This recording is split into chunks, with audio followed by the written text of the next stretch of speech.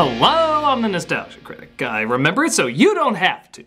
Gremlins, Jaws, Beetlejuice, Watership Down, Raiders of the Lost Ark, Frozen, Inside Out, Kung Fu Panda, the Lego Movie, Mr. Magoo. What do all these movies have in common? They're all, strangely enough, rated PG.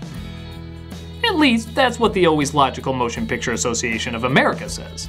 For those who somehow don't know, America has 5 ratings for films. G for general audiences of all ages, PG for parental guidance suggested, PG-13 for some material might be inappropriate for children under 13, R for restricted, anyone under 17 needs an adult, and NC-17 for you must be 17 to watch. Doesn't sound like a bad system, except when you ask the question, how is this in the same league as this? Hello, did I wake you? You have to play that. Well, I have to practice. Or, the bigger question, why is this movie that obviously doesn't need parental guidance suggesting it, when it seems identical to another movie that doesn't suggest it? They're even made by the same company. Well, to best understand, it's probably best to look at the history of the rating system. You see, years ago there was really just only 3 ratings, G, PG, and R. And everything else was just porn. But if you had one of these ratings, you're not porn, and you could be shown in the majority of theaters. It mostly made sense. One was acceptable for most people, one might be a little iffy for some, and one was clearly just for adults. Because of this, the ratings were a little bit more relaxed than you may think of them today. Films like Planet of the Apes, The Haunting, and True Grit are all movies that no one in their right mind would call G nowadays. With several swear words, off-screen violence, on-screen violence, tons of deaths, and some pretty dark, intense situations. But the idea back then was people knew there'd be some risk going in. As in, you can't shield everything from everyone. That didn't always make the ratings right. Hell, all 3 of these films can have some very disturbing scenes in them. But they seemed ethically sound and not overkill. Everybody of every age wants entertainment after all, and they knew there had to be some intense moments to keep you engaged. That's just kind of the gamble you take when you see a film, even if it is rated G. But as movies went on, the envelope was pushed more and more, and some movies weren't really extreme enough for an R, but PG didn't seem to cover it either. When Indiana Jones and the Temple of Doom came out, they didn't know where to place it. It was certainly more than a PG, but not too much more than Raiders of the Lost Ark, which was also pushing the PG rating. Thus, the PG-13 was born, a compromise that seemed to fit in between the two. The upside is the loopholes for this rating allowed in many respects much more violence for our blood-hungry 13-year-old minds to take in, resulting in, funny enough, even more violence than a lot of R-rated films. The downside is, for years, this is all people wanted to make. You see, because of this rating, there was suddenly more of a distinction between G and PG. G was now seen as not really general audiences anymore, but kids. And eventually when you saw that rating, you would think, oh, a kids-only movie. PG suddenly could buckle down a little bit more, and let things that could fly in, say, Planet of the Apes, The Haunting, and so forth, suddenly not fly now. Because of this, the G rating was now being stigmatized as baby movies. Which, hey, we're grown adults and 10 to 16-year-olds who want to be grown adults. We don't want to watch that crap. G movies suck now. A lot of kids hated them so much we started marketing R-rated movies as toys. Terminator's back to fight evil with his mobile assault vehicle. Talking an electronic RoboCop in 3 action-packed sizes. It was a little messed up. Cool, but a little messed up. This meant obviously not as many people wanted to see them. Because of this, what were obviously G-rated movies start throwing in 1 or 2 elements that are completely pointless but help get that PG rating. They do this to show, hey, there's something in this movie you're not supposed to see, and that makes it a little risque, right? Remember the out-of-nowhere swear words in Casper or Iron Giant? The bitch is back. How about the mountain of awkward adult jokes in Dr. Seuss movies? Dirty hoe. Yeah, thank God your parents are there to help you understand those totally childish moments parading as adult moments. Clearly, this was made for people with a more mature mind. What they miss though is that a lot of the great films are G-rated, and actually got away with a lot more by being clever and, dare I say it, necessary. Disney was the reigning champion of that for years. For decades and decades, they produced nothing but G-rated material. By turning their limitations into their advantage, they gave us some of the most messed up stuff. A lot of it was dark, nightmarish, and intense, but not always in the way that would get a PG rating, because they had to find new avenues that people wouldn't think of if they had the luxury of a PG movie. Films like Bambi or Lion King have intense scenes of family members getting killed. Hell, sometimes you even see the body. But because they worked in that this is a part of life that's important and worth understanding, it can still count as a G film. Perception is everything. That all changed in 1979 though, when Disney released its first PG film, The Black Hole. It sucked. So they opened a new studio where they could get away with more PG material called Touchstone. It seemed to work for a while, but PG eventually did work its way into dominating Disney films once again, and even finally moved on to PG-13 with Pirates of the Caribbean. And while I like that film fine, it does raise the question, how far away are they getting from Disney's original plan? Entertainment that anyone could and should be allowed to see. Is there an R-rated film in the future? More importantly, is it even needed? I remember much more great and disturbing imagery from Hunchback of Notre Dame or Snow White than anything in Lone Ranger or the other pirate films. So what's even the point of trying to get the higher rating? There was, however, a point when G films were becoming popular again, and that was with the invention of Pixar Studios. They start off making Toy Story, a smash hit G-rated film. For a long time, every Pixar film was G, and every movie was trying to be just like them. The adult-talking, childlike characters with celebrity voices that talk about children's scenarios and make them intelligent and adult, all without having to resort to the gimmick of the PG rating. Then a little hit came along called Shrek, and it showed that a PG animated kids film can be a little naughtier than Pixar. Suddenly Shrek was the movie everyone wanted to try and be like, even though Pixar was doing fine with its G-rated storylines. But then something terrible started to happen to Pixar. They started to suck. Not suck hard, but hard enough. And as a lot of suits in Hollywood usually think, it must be because they're not hip enough.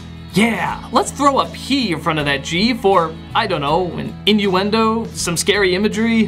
What's that line in Frozen no kid would get? What size? Foot size doesn't matter. Yeah, throw that in there to get the PG rating that shows that we're edgy. Thus, the G movie practically feels extinct again. Even though most parents don't even bother watching a Pixar or Disney film with their kid.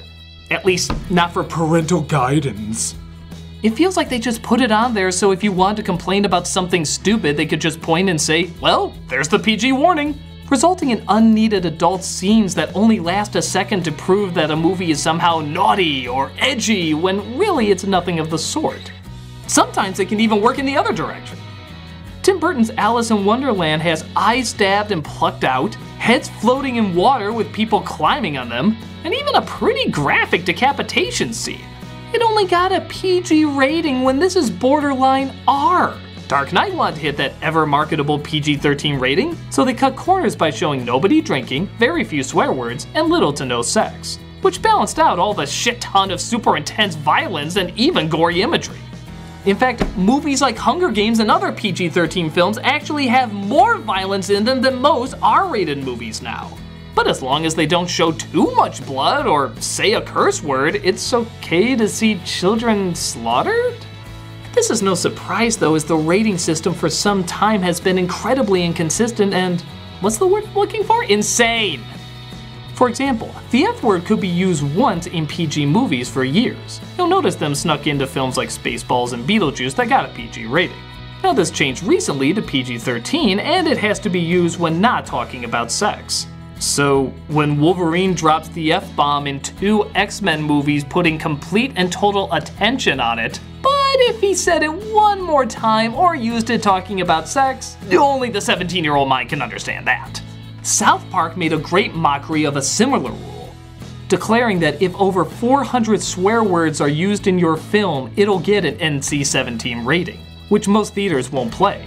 How many did they use? 399. Insert slow clap here.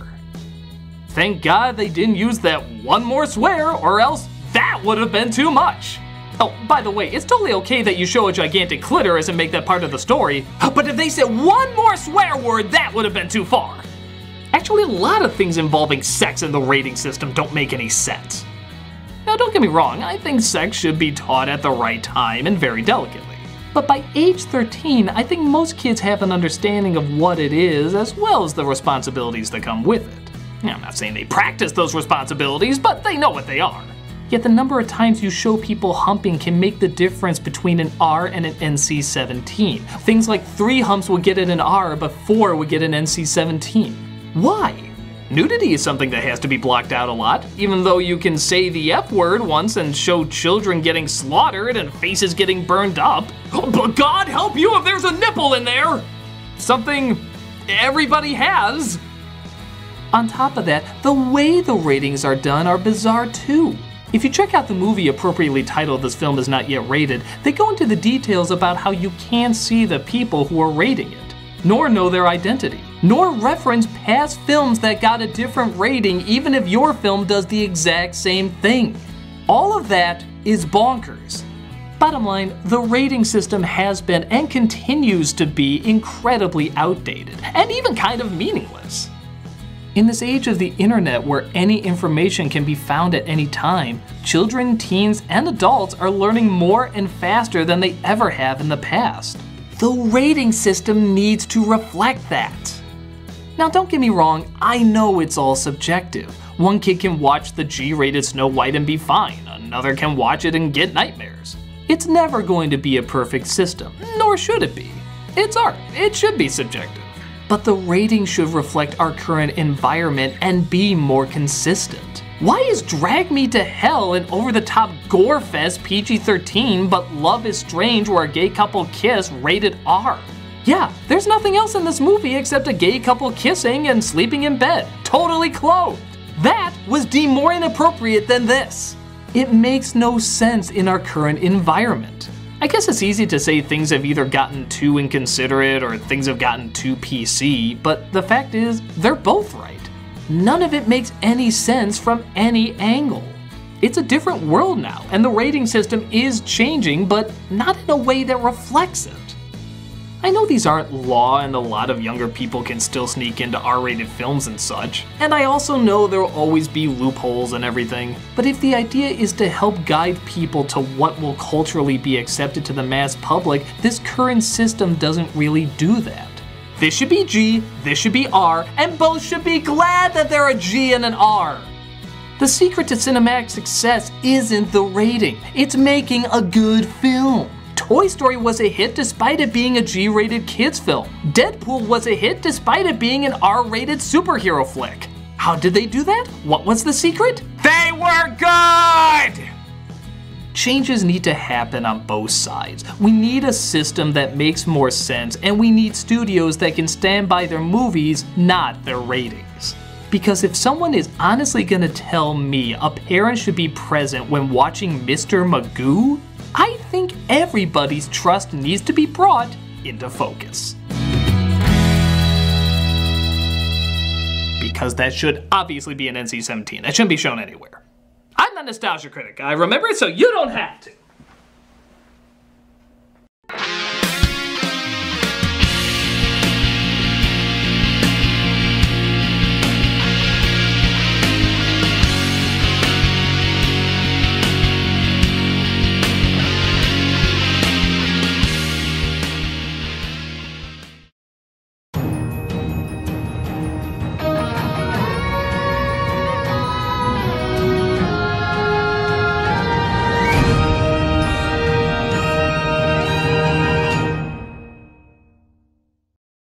Hey, Doug Walker here doing the charity shout out. This week we are doing the Children's Defense Fund. Their Leave No Child Behind mission is to ensure every child a healthy, fair, safe, and moral start in life, and successful passage to adulthood with the help of caring families and communities. They provide a strong, effective, and independent voice for all the children of America who cannot vote, lobby, or speak for themselves. They pay particular attention to the needs of poor children, children of color, and those with disabilities. They educate the nation about the needs of children and encourage preventive investments before they get sick, drop out of school, get into trouble, or suffer family breakdowns. They began in 1973 as a private, non-profit organization supported by individual donations, corporate and government grants. With a solid A on Charity Watch and several videos on their YouTube channel to show the good they're doing, you too can help make sure as many children as possible deserve the help they need. Check out the link and see all the great things they're doing yourself.